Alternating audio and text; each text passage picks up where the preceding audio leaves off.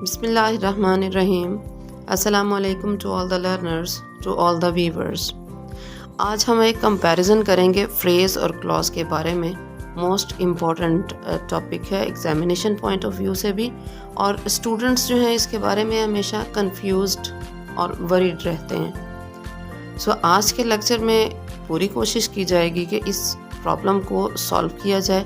आप इस लेक्चर को स्टार्ट से लेके एंड तक देखें और फिर आप जान लेंगे कि आज आपकी ये प्रॉब्लम सॉल्व हो गई है। आप इजीली रिकॉग्नाइज कर सकेंगे फ्रेज को, क्लॉज को। ना सिर्फ खुद रिकॉग्नाइज कर सकेंगे बल्कि अपने फ्रेंड्स को, अपने नियर एंड डियर वंस को भी आप हेल्प आउट करने के काबिल हो जाएंगे। Let's see the very first example on the table. अब इसमें आप ये देखें, ग्रुप ऑफ वर्ड्स आपको नज़र आ रहे हैं। कुछ मीनिंग तो है लेकिन एक प्रॉपर सेंस नहीं है। सो ग्रुप ऑफ वर्ड्स जो कुछ मीनिंग तो दे रहा हो लेकिन एक प्रॉपर सेंस सेंटेंस की ना दे रहा हो, कोई प्रॉपर मैसेज कन्वे ना कर रहा हो, तो वो क्या होगा? Phrase. Another example is God helps those who help themselves. अब इसमें आप ये देखें, गॉड हेल्प्स दोज, एक ग्रुप ऑफ वर्ड्स ये है और है दूसरा हु हेल्प देमसेल्व्स। ये भी ग्रुप ऑफ वर्ड है, ये भी ग्रुप ऑफ वर्ड्स हैं। यहाँ क्या है, आप आसानी से अपना सब्जेक्ट भी रिकॉग्नाइज कर सकते हैं और वर्ब को भी रिकॉग्नाइज कर सकते हैं, और इस वाले पार्ट में भी वर्ब मौजूद है। अगरचे कि एक ग्रुप ऑफ वर्ड को प्रॉपरली डिस्क्राइब करने के लिए दूसरे ग्रुप ऑफ वर्ड की ज़रूरत है, ठीक है, तो ऐसा ग्रुप ऑफ वर्ड जिसका अपना सब्जेक्ट भी हो और उसमें वर्ब भी मौजूद हो, वो क्या कहलाएगा? क्लॉज। जो पहली एग्जांपल हमने देखी थी उसमें हमारा सब्जेक्ट नहीं था, ठीक है, सब्जेक्ट भी नहीं था हमारा, वर्ब भी नहीं था।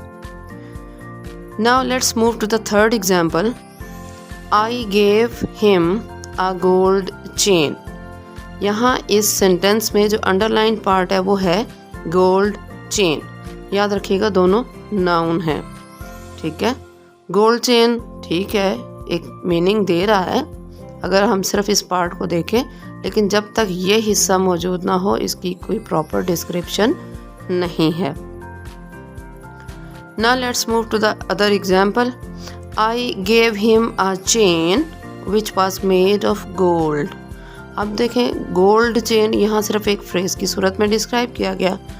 यहाँ देखें थोड़ा सा सेंटेंस स्ट्रक्चर चेंज है, और which was made of gold, यहाँ देखें हमारा वर्ब मौजूद है।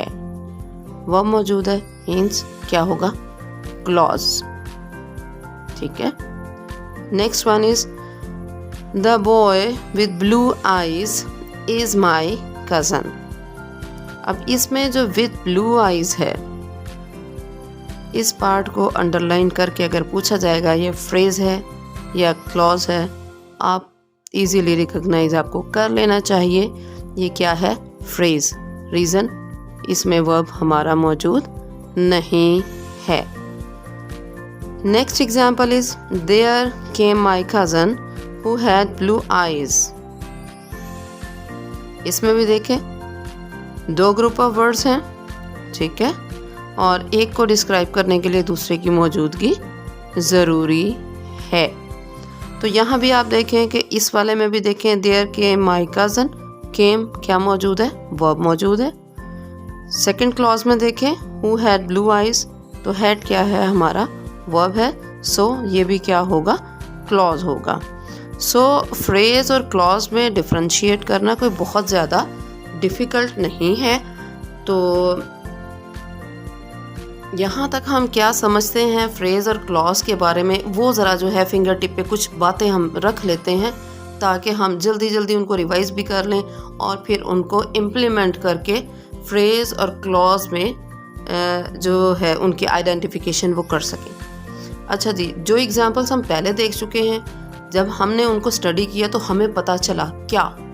Very first thing, both are group of words. दोनों पूरे पूरे कंप्लीट सेंटेंसेस नहीं हैं, both are group of words. अब देखें, जब हमने फ्रेज को किया तो वहाँ हमने क्या देखा कि इट हैज़ नो सब्जेक्ट।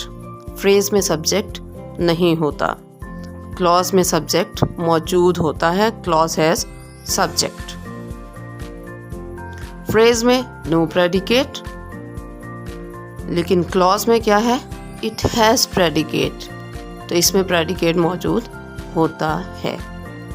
अच्छा जी, फ्रेज में नो फिनाइट वर्ब, वहाँ कोई वर्ब मौजूद नहीं होता है जो हमें टाइम के बारे में बता सके, ठीक है। तो क्लॉज में क्या है, इट हैज़ फिनाइट वर्ब, ठीक है। फ्रेज क्या है, इट गिव्स सम मीनिंग्स, कुछ मीनिंग तो ये देता है, but not the complete sense, लेकिन पूरे सेंटेंस की सेंस नहीं होती, ना प्रॉपर मैसेज कन्वे होता है उसका, ठीक है। हाँ, जो ग्रुप ऑफ वर्ड्स हैं उनका अपना मीनिंग बहरहाल मौजूद होता है, ठीक है।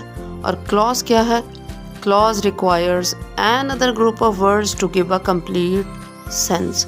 कंप्लीट सेंस इसकी भी नहीं होती है, क्लॉज की भी नहीं होती है, ठीक है। तो आपने किससे इसको आइडेंटिफाई करना है, सब्जेक्ट की मौजूदगी से, प्रेडिकेट की मौजूदगी से, या फिर वर्ब की मौजूदगी से, ठीक है। ये बहुत इजी वे है आइडेंटिफाई करने के लिए क्या हमारा सब्जेक्ट मौजूद है। अगर आप सब्जेक्ट के बारे में कंफ्यूज हो रहे हैं तो वर्ब को फोकस कर लें, ठीक है।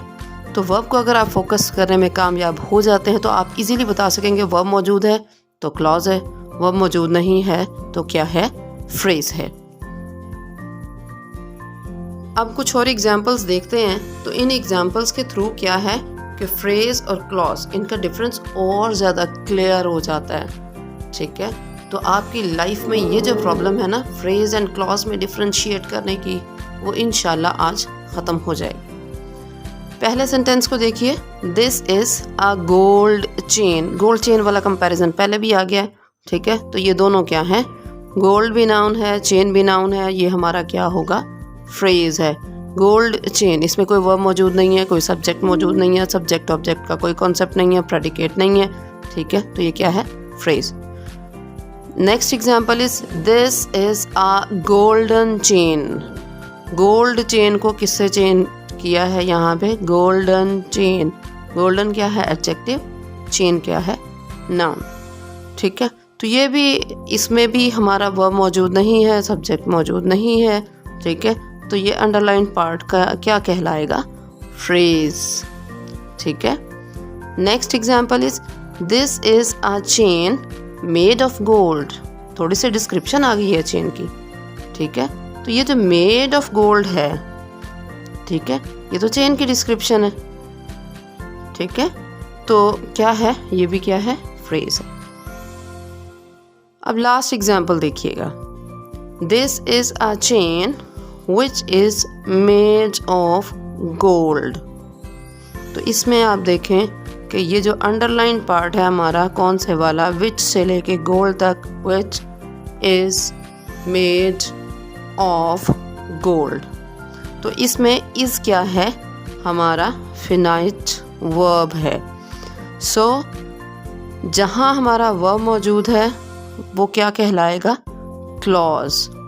तो ये तीनों सेंटेंसेस, इनमें ये फ्रेज मौजूद है। आप ये देखें, यहाँ दो नाउन मिलके फ्रेज बनाया, यहाँ एडजेक्टिव और नाउन मिलके फ्रेज बनाई है, ठीक है। और यहाँ चेन की डिस्क्रिप्शन आ गई है, मेड ऑफ गोल्ड, ठीक है। तो यहाँ पर मेड जो है वो हमारा वर्ब नहीं है, ठीक है, ये हमारा वर्ब नहीं है। सो मेड को यहाँ पर वर्ब समझते हुए ये ना कि ये कहा कि ये हमारा जो है ये क्लॉज हो जाएगा, नो। मेड ऑफ गोल्ड ये डिस्क्रिप्शन है किसकी, चेन की, इसका वर्ब के साथ कोई ताल्लुक यहाँ पर नहीं है। So don't make it confused. और क्लॉज था हम कहाँ पर मौजूद, लास्ट वाले सेंटेंस में। सो जो फ्रेज और क्लॉज में डिफरेंस है उसमें चंद ही बातें हैं जो हमने याद रखनी है। क्या सब्जेक्ट मौजूद है, अगर सब्जेक्ट को आइडेंटिफाई ना कर सकें तो वर्ब को चेक कर लें, ठीक है। वर्ब के बारे में अगर आप कंफ्यूज हो रहे हैं तो प्रेडिकेट चेक कर लें। सब्जेक्ट के अलावा रिमेनिंग पार्ट जो है सेंटेंस का वो क्या कहलाता है, प्रेडिकेट कहलाता है। कीप ऑन प्रैक्टिसिंग, इसे बार बार देखिएगा, समझिएगा, ताकि आप एक अच्छी प्रॉपर अंडरस्टैंडिंग के साथ अपनी क्लास में जा सकें और आपका ये मसला जो है, ये प्रॉब्लम जो है हमेशा हमेशा के लिए सॉल्व हो जाए। Have a nice day. Thank you so much.